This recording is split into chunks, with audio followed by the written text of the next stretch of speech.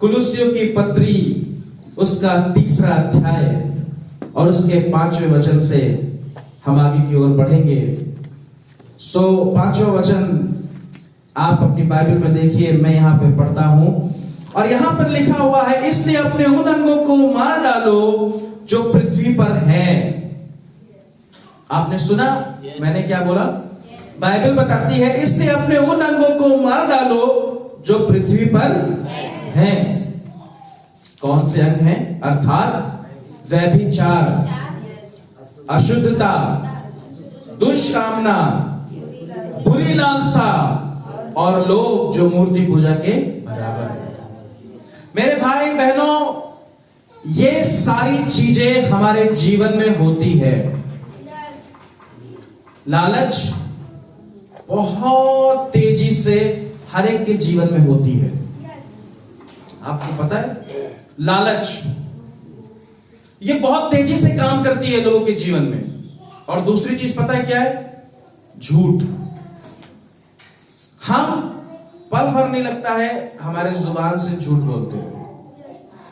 किसी भी चीज को देखकर हमारे मन में लालच आ जाता है, जो कि पिछली बार मैंने आपको इस बारे में बता रखा है।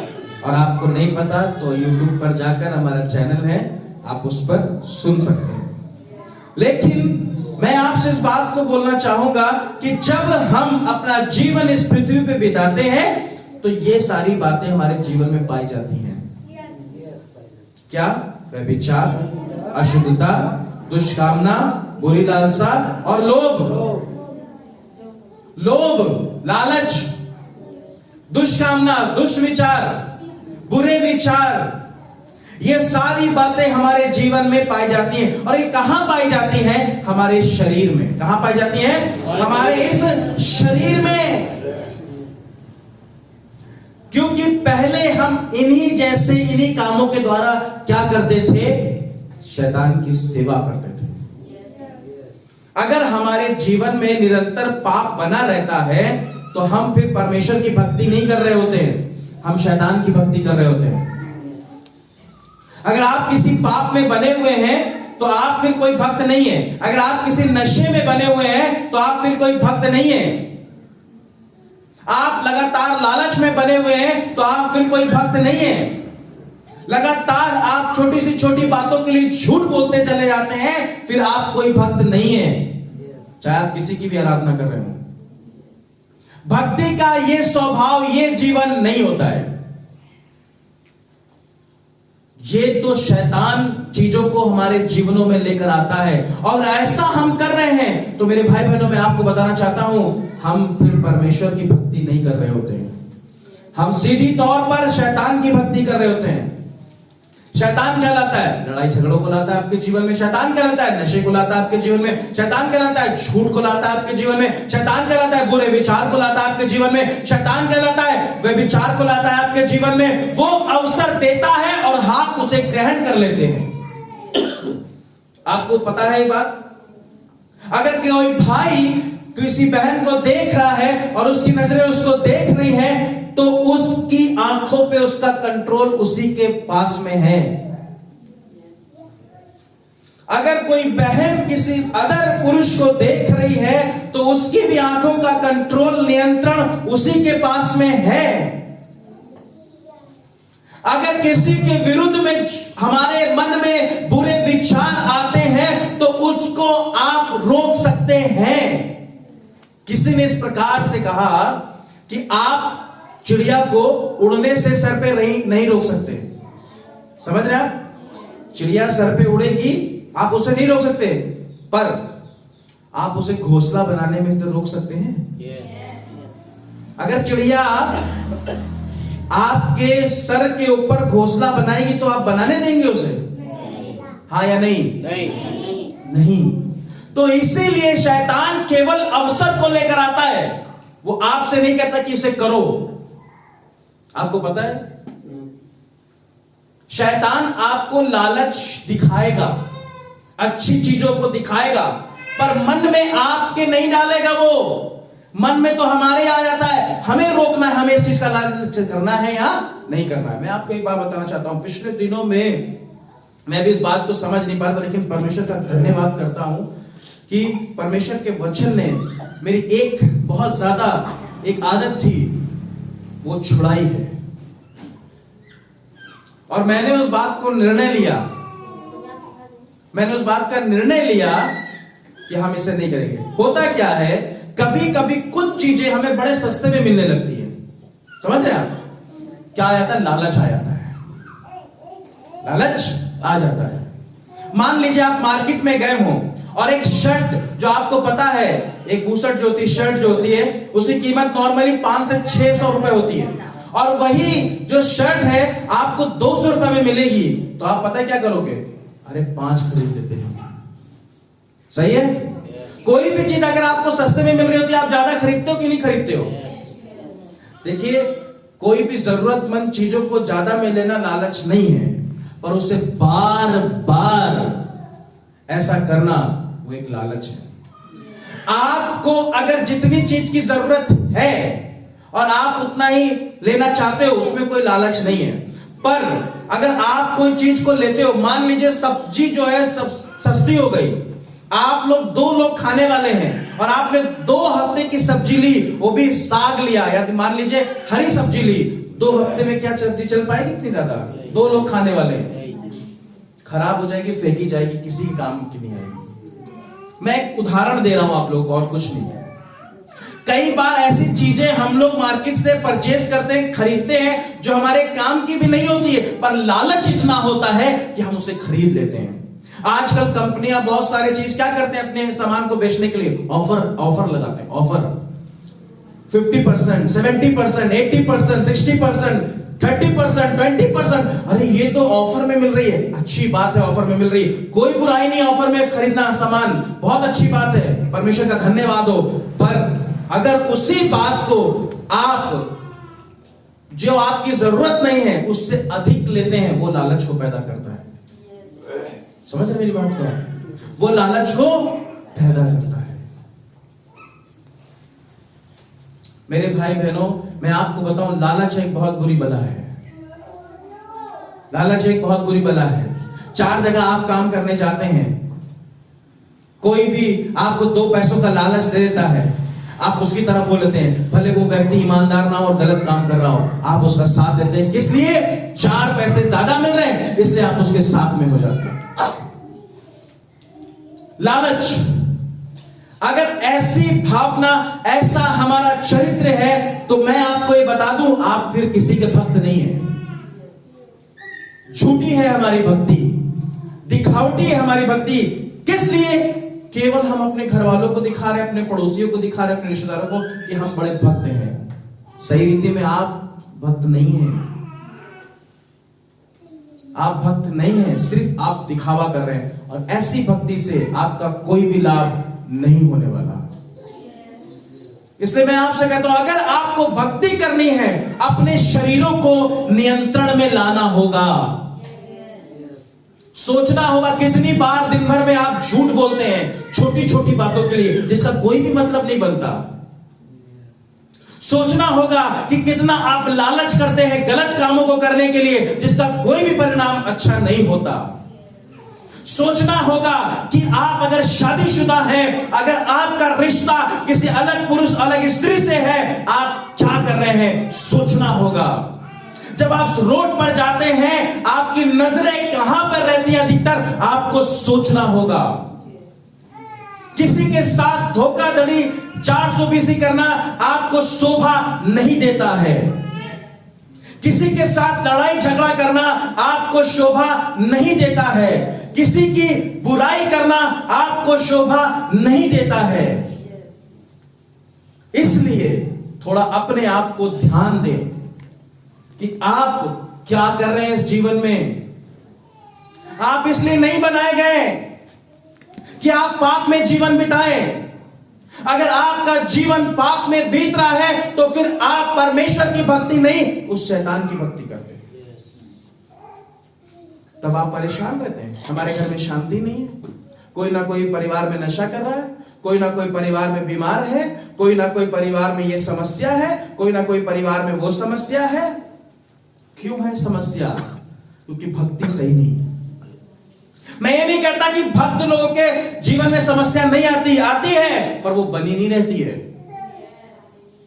लेकिन अगर आप भक्त नहीं हैं तो जीवन भर उसी समस्या के साथ आपको जीना पड़ेगा, और वो तो कोई नहीं चाहता। आप में से कोई चाहता है जिंदगी भर मेरी कमाई डॉक्टर खाए? कोई चाहता है जिंदगी भर मेरे दरवाजे के ऊपर पुलिस खड़ी रहे? कोई चाहता है जिंदगी भर मेरे पीढ़ियों से पीढ़ियों तक कोई ना कोई नशा करता रहे? कोई चाहता है? नहीं।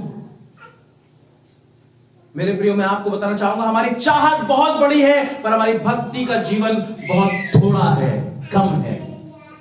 अगर सही भक्ति करनी है तो अपने शरीरों पे थोड़ा सा नियंत्रण रखो, थोड़ा सा नियंत्रण रखो। एक दूसरे को समझाओ, भाई ये गलत है, बहन ये गलत है, ये परमेश्वर के वचन के विरुद्ध में है। आप ऐसा करेंगे तो फिर आपको भलाई कैसे होगी आपके साथ? हमें अपने आप को सुरक्षित रखना है, अपने अंगों को नियंत्रित करना है। आप समझ रहे मेरी बात को? यही वो हाथ है जो भक्ति के लिए उठते हैं, यही वो हाथ है जो लोगों के लिए खराब कार्य के लिए उठते हैं, रिश्वत लेने के लिए फैलते हैं, लड़ाई झगड़े के लिए ये हाथ फैलते हैं। सोचिए कि ऐसे लोग भक्त होते हैं? सुबह से लेकर शाम तक आप कुड़कुड़ कुड़कुड़ कुड़कुड़ करते हैं, आपका भक्ति करना बेकार है। भले आपने कितने दान पुण्य करे हो, कितना चढ़ावा चढ़ाया हो कहीं जाकर, पर अगर जीवन सही नहीं है, सब बेकार है, सब बेकार है। अगर मैं 1 घंटा बैठकर प्रार्थना कर रहा हूं और मुझको किसी ने मुझसे 1 गिलास पानी मांगा और मेरा बर्ताव उसके साथ सही नहीं है, मेरी बोली उसके साथ सही नहीं है, बेकार ऐसी प्रार्थना करना। आप दिखा रहे कि आप बहुत ज्यादा बाइबल पढ़ते हैं, पर आपका जीवन उन शब्दों से कहीं भी मैच नहीं करता, बेकार है बाइबल पढ़ना। मेरे भाई बहनों, भक्ति सही करना बहुत जरूरी है। यस? तो मैं आपको उत्साहित करना चाहूंगा, प्रतिदिन अपने अंगों को प्रभु यीशु के हाथों में सौंपो प्रार्थना के साथ। जब आप सुबह उठते हो, सबसे पहले कहो, प्रभु मैं अपने अंगों को मैं आपके हाथों में सौंपता हूं, अपने जीवन को आपके हाथों में सौंपता हूं। मेरे मुख से कोई ऐसी बात ना निकले परमेश्वर जो किसी को गलत लगे। मेरी आंखों की दृष्टि से मैं ऐसा किसी को ना देखूं जिसको बुरा लगे। प्रभु आज मुझे किसी की बुराई करने में नहीं जाना है, तू मुझे बचा परमेश्वर। अगर मैं किसी के अपने मुंह से किसी की बुराई कर रहा हूं तो प्रभु तू मुझे रोक लेना। प्रभु आज मैं जब जा रहा हूं, मुझे किसी चीज का लालच कोई दे तो प्रभु तू मुझे रोक लेना। हालेलुया। प्रभु आज अगर मेरा मित्र मुझे कोई नशा करने के लिए उत्साहित करे तो प्रभु तू मुझे संभाल लेना। ऐसी प्रार्थना सुबह उठकर करनी है आपको, क्योंकि हम 2 संसार में हैं। पता है, एक ही जीवन में 2 संसार, एक सांसारिक जीवन, एक आत्मिक जीवन। समझ रहे हैं? आप संसार में हैं, संसार में बहुत सारे लोग हैं। लोग कहते हैं ना, अच्छे लोग भी हैं और बुरे लोग भी हैं, पर निर्णय आपको करना है, आप किसके साथ संगति रखते हो। आप किसके साथ संगति रखते हो, निर्णय आपको लेना है। आपकी मित्रता, आपकी दोस्ती किसके साथ है, निर्णय आपको लेना है। समझ रहे हैं आप? अगर कोई बुराई करने वाली बहन है, उससे थोड़ा दूरी बनाओ। कोई नशा करने वाला भाई है, उससे थोड़ा दूरी बनाओ। कोई भड़काने वाला व्यक्ति है, उससे थोड़ा दूर रहो। कोई लड़ाई झगड़े करने वाला व्यक्ति है, उससे थोड़ा दूर रहो। कोई ज्यादा झूठ बोलता है, उससे थोड़ा दूर रहो। आप समझ रहे हो? कोई ज्यादा आपको लालच देता है, उससे दूरी बनाओ। ऐसे लोगों से अगर आप दूरी बनाओगे, तभी जाकर आप एक सही भक्त की श्रेणी में आओगे। पर अफसोस की बात यह है कि हमारा बैठना उठा बोलचाल उन्हीं लोगों के साथ ज्यादा है। चोर की संगति करने वाला क्या कहलाएगा? चोर। क्या कहलाएगा चोर की संगति करने वाला? चोर। व्यभिचार की संगति करने वाला क्या कहलाएगा? व्यभिचारी। नशेड़ी की संगति करने वाला क्या कहलाएगा? नशेड़ी। अब आप डिसाइड कर लो किसके साथ आपको रहना है, कौन आपका दोस्त है। समझ रहे हैं आप? बुराई करने वाले के साथ रहोगे क्या कहलाओगे? बुराई करने वाले। आप डिसाइड करो आज आपकी मित्रता किन किन लोगों से है। सोचना जाके यहां से, अगर है तो आप अच्छे रहोगे, अगर नहीं है तो बिगड़ जाओगे।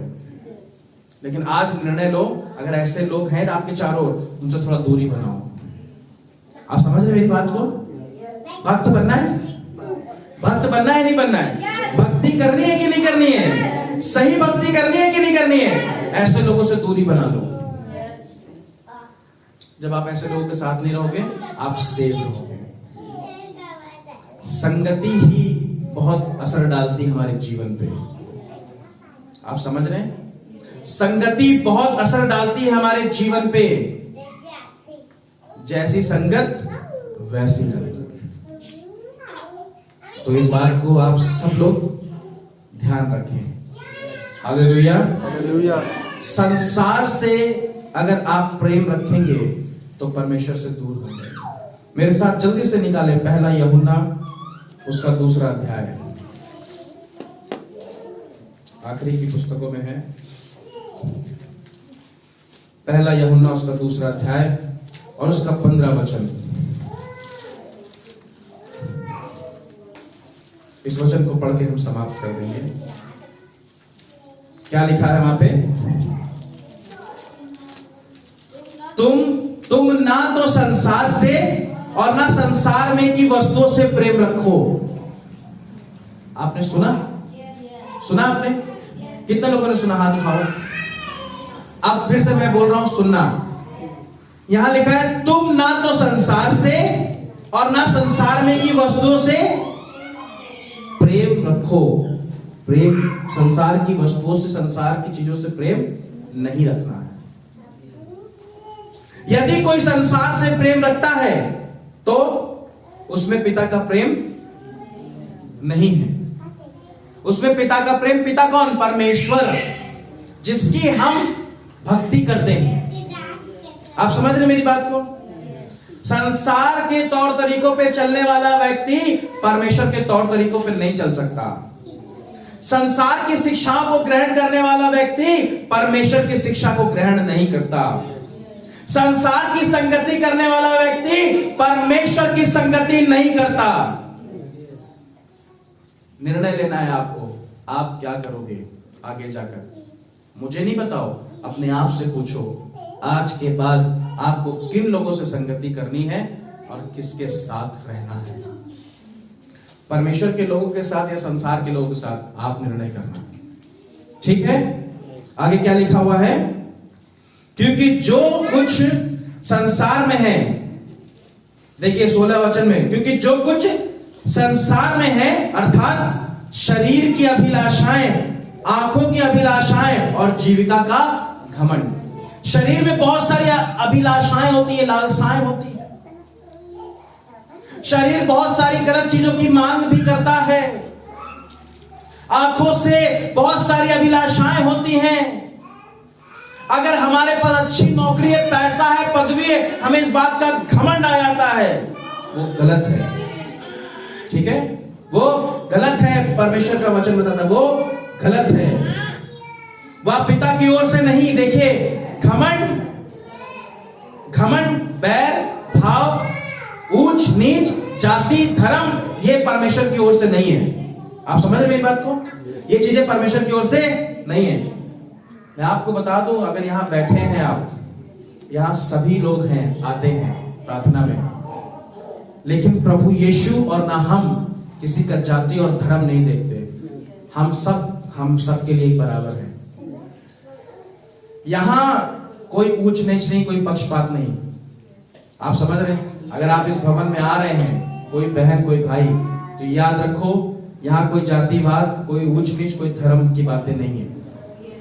यहां सब भक्त हैं उस परमेश्वर के। हालेलुया। उस परमेश्वर ने, आप सब हड्डी मांस के हो कि नहीं? हड्डी मांस के हो ना? कोई पुतला बैठा है? कोई लोहे का बना बैठा है? अगर काटा जाए आपकी उंगली तो सब में से कौन से रंग का खून आएगा? लाल। किसी का काला, पीला, नीला, हरा, गुलाबी नहीं। तो फिर इसलिए शैतान बांटता है हमें, लेकिन हमें नहीं बंटना है। बोलो हालेलुया। हमें नहीं बंटना है।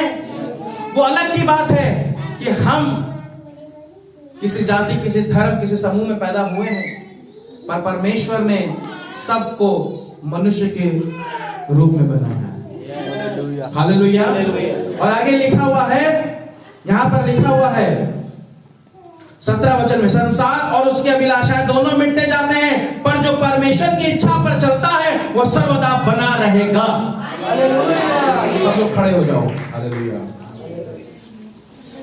परमेश्वर आपको आशीष दे।